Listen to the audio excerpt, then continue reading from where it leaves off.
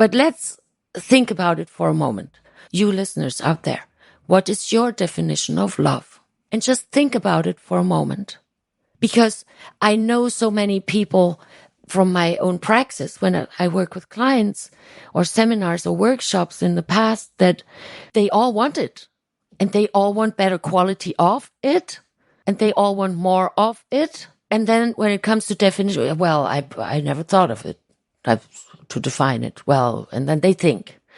And then you almost hear the that in their brains, they're trying to find the data. And so what can I say? What couldn't I say? What should I say? What was expected of me to say? And so forth. It's very interesting. So please, listeners out there, ask yourself the question, what is your definition of love? Such a good question. Yeah, it may take you a little while to answer. It's very interesting what happens based on my experience. I mean it in a humble way. So 200 people and then additional hundreds of clients of mine. Of course, that's not a world study, right? But you listeners out there in these many countries, ask yourself. And then once you wrote it down on a piece of paper, love is this, love is that, love is this, love is that, then just have a look at it. How well do you display what you wrote down?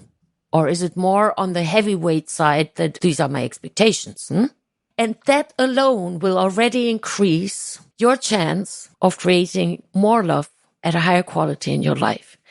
Now, what you can do when you're really courageous, then you ask your partner or family members or children or parents or your friends, what is your definition of love?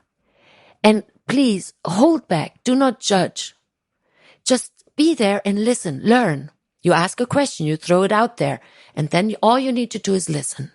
And it will give you an insight what other people feel about it and how other people feel about it. And then you will become so aware of, so to you it means love when I go and pick up the dog poop, and you don't see that it's loving that I'm cooking us dinner since a decade or two.